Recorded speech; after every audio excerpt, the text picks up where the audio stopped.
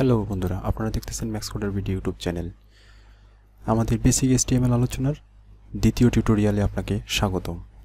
তো আমি কি করব, এর আগের যে ফাইলটি আমরা রেডি করছিলাম এর আগের লেসনের, সেই ফাইলটিকে আমি ওপেন করে নিচ্ছি। প্রজেক্ট ফোল্ডারের ভিতরে করেছিলাম, রাইট বাটন ক্লিক করে আমি ওপেন উইথ করে নোটপ্যাডে করে নিব।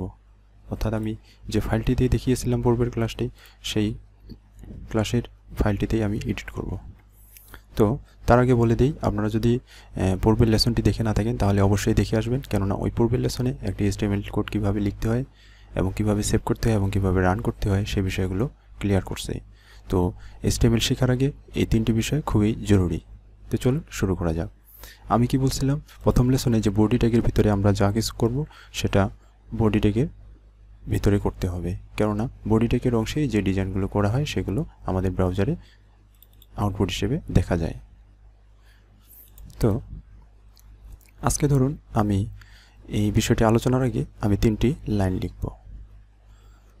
মনে করুন আমি এই লাইনটি কপি করতেছি বোঝানোর স্বার্থে।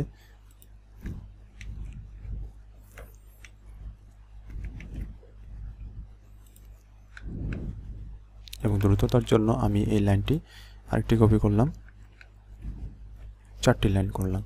তো দেখে আসি আসলে আমাদের আউটপুটটা আসে কিনা। Ctrl+S দিয়ে সেভ করলাম এবং এপাশে ব্রাউজারে এসে Ctrl+R দিয়ে রিলোড দিলাম। দেখুন আমাদের লেখাগুলো আসছে। তো এখন বিষয় হলো, আমি সেদিন বলছিলাম যে কোনো রকম ট্যাগ যদি আমরা ইউজ না করি সেক্ষেত্রে বডি ট্যাগের ভিতরে যা হবে তা সম্পূর্ণ টেক্সটগুলোকে এক লাইনে দেখাবে এবং সেটা কিভাবে লাইনে পরিণত করে নিতে হয় সেই ট্যাগ সম্পর্কে আমরা আলোচনা করছি পূর্বের লেসনে। তো এখন বিষয় হলো যে এভাবে ঠিকমতো লাইন মতো আছে, এটা থাক। আমি যদি কখনো এরকম লেখার আমার প্রয়োজন হয়, সাপোজ এক লাইন সামনে আরেক লাইন একটু হালকা পিছনে, এবং সামনে যদি আরেকটা লাইন থাকতো আমার এরকম, তাহলে আমি কিভাবে করব? এখন যদি Ctrl+S দিয়ে আমি রান করি তাও কিন্তু আমার সেম এক লাইনই আসতেছে। তো লাইন ভাঙানোর জন্য ব্রেক ট্যাগ ব্যবহার করতে হয়, সেটা আমি গত পর্বেই দেখিয়েছি। তো এই পর্বে আসলে দেখাবো যে এরকম যদি কখনো লেখার প্রয়োজন হয় অর্থাৎ কবিতার মতো করে, তাহলে আমরা একটা ইউজ করব, সেটা হচ্ছে প্রি ট্যাগ, ক্লোজিং প্রি। ওকে, তো লক্ষ্য করুন এবার আমি যদি সেভ দিয়ে দিই তাহলে যেভাবে আমার লেখাগুলো লিখে দিয়েছিলাম, ইনপুট দিয়েছিলাম, ঠিক সেভাবেই আমার লেখাগুলো চলে আসতেছে। তো এখন দেখুন আমাদের পূর্বের ক্লাস এবং আগের ক্লাস এক জায়গায় এডিট করার কারণে এই আউটপুটটা নিচে কিন্তু এই আউটপুটটা আসছে। এটা বুঝতে হয়তো কঠিন হচ্ছে। তো আমি একটি ট্যাগের মাধ্যমে কিভাবে আলাদা করে দেখানো যায় সেটা বোঝানোর চেষ্টা করি। তার আগে এটা একটু সাজিয়ে নিলাম। ওকে, তাহলে প্রি ট্যাগের সামনে আমি একটি ট্যাগ ইউজ করব, সেটা হচ্ছে HR বা হরিজন্টাল ট্যাগ। এবং এই হরিজন্টাল ট্যাগের পরিবর্তনটা দেখে আসি আসলে কি হয়। লক্ষ্য করুন আমি এই হরিজন্টাল ট্যাগ দিয়ে একটা হরিজন্টাল লাইন ড্র করে দিলাম এবং সেটা থেকে বোঝা যাচ্ছে যে উপরের অংশটুকু পূর্বের ক্লাস ছিল এবং দ্বিতীয় অংশটি আমাদের দ্বিতীয় লেসন চলতেছে। ওকে, তো এই HR ট্যাগটি যদি আমার মনে হয় আমাদের বডি ট্যাগের এখানে থাকে তাহলে হয়তো আরও বেশি ক্লিয়ার হওয়া যাবে যে হচ্ছে এই HR ট্যাগের ভিতরে যতটুকু অংশ আছে সম্পূর্ণ অংশটাই আজকে আমাদের দ্বিতীয় লেসনের জন্য। ওকে, তো যখন যেভাবে প্রয়োজন হবে, আপনার যেটা মনে হবে যে এটা হইলে অনেক ভালো হবে, তখন সেটাকে আপনি সেভাবেই করে নিতে পারেন, নো প্রবলেম। ওকে, এরপর লক্ষ্য করুন আমার যদি ধরুন এটা একটা আমি কবিতা লিখেছি, প্রথম লাইনটি আমার একটু বড় প্রয়োজন, তাহলে আমি এটার সামনে বিগ ট্যাগ ইউজ করতে পারি এবং এর পিছনে ক্লোজিং বিগ, এবং এর নিচেরটাকে যদি আমি স্মল ট্যাগ দিয়ে দিই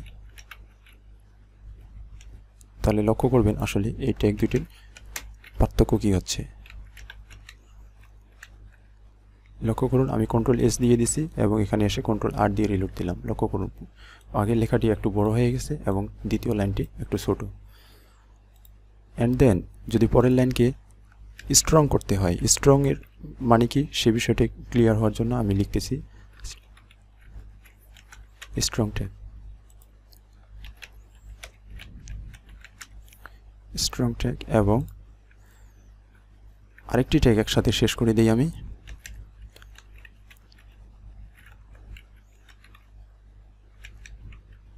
স্ট্রাইক ট্যাগ। আসলে এই ট্যাগগুলোর মানে প্রয়োজন কি সেটা আসলে আউটপুটে দেখায় না দিলে মুখে বলা মুখে বলে বোঝানোটা খুব কঠিন, এবং আমি কেন বলতেছি শেষে আমি বলবো যে এই ট্যাগগুলো আমরা কখন কিভাবে কেন ইউজ করব। ওকে, আর এই শেষের ট্যাগটাকে আমি নর্মাল সিম্পল রাখলাম যেন প্রত্যেকটার সাথে প্রত্যেকটা লাইন আপনারা কম্পেয়ার করতে পারেন।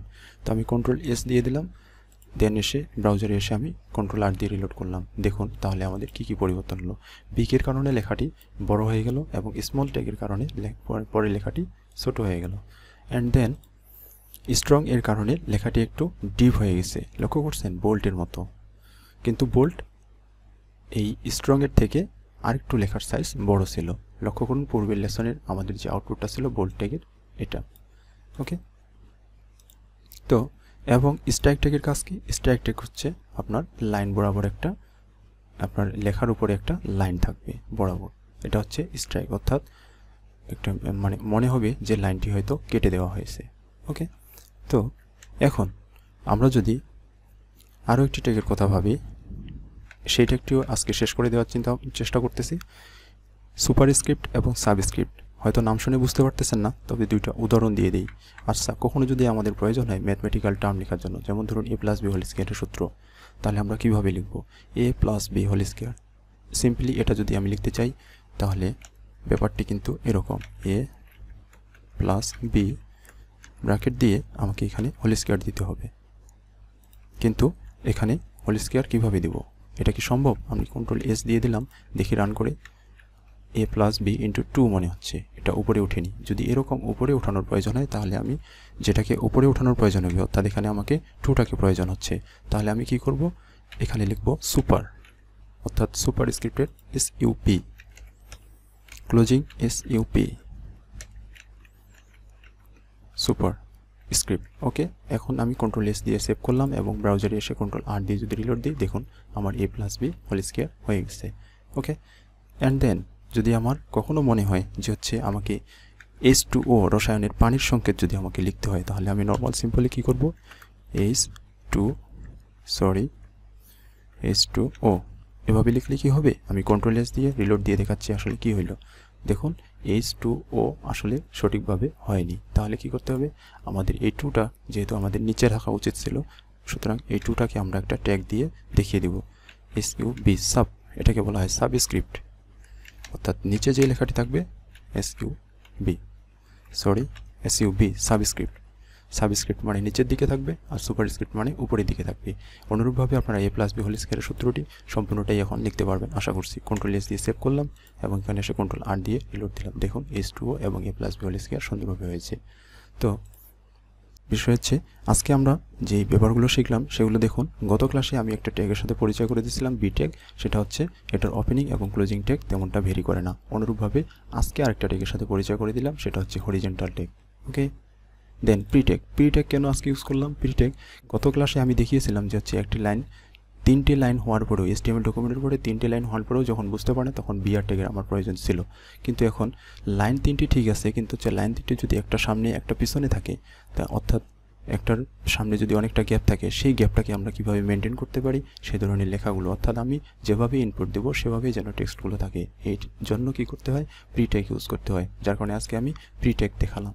দেন এই বিগ ট্যাগ আমাদের জানার প্রয়োজন ছিল এই কারণে যে হচ্ছে আমরা বোল্ড ট্যাগ দিয়ে বোল্ড করছি, প্লাস H1 ট্যাগ দিয়ে আমরা হেডিং দিয়েছিলাম, কিন্তু বি ট্যাগের ব্যবহারটাও তাদের পাশাপাশি পড়ে, এবং স্মল ট্যাগটা কী কাজ সেটা দেখালাম, স্ট্রং ট্যাগের কী কাজ সেটা দেখালাম, এবং স্ট্রাইক ট্যাগ কখন প্রয়োজন হয়।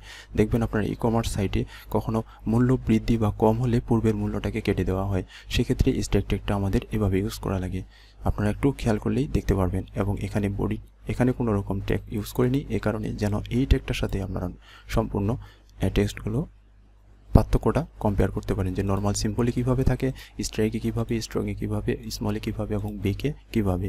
আর সুপারস্ক্রিপ্ট সাবস্ক্রিপ্ট তো বলেই দিলাম। সুপারস্ক্রিপ্ট হচ্ছে যদি আপনার কখনো a + b হোল স্কয়ারের মতো কোনো টার্মস লিখতে হয়, আর সাবস্ক্রিপ্ট হচ্ছে আপনার H2ওর মতো যদি কখনো সংকেত লিখতে হয়। তো বন্ধুরা ধন্যবাদ, ভালো থাকবেন, দেখা হবে পরবর্তী ভিডিওতে।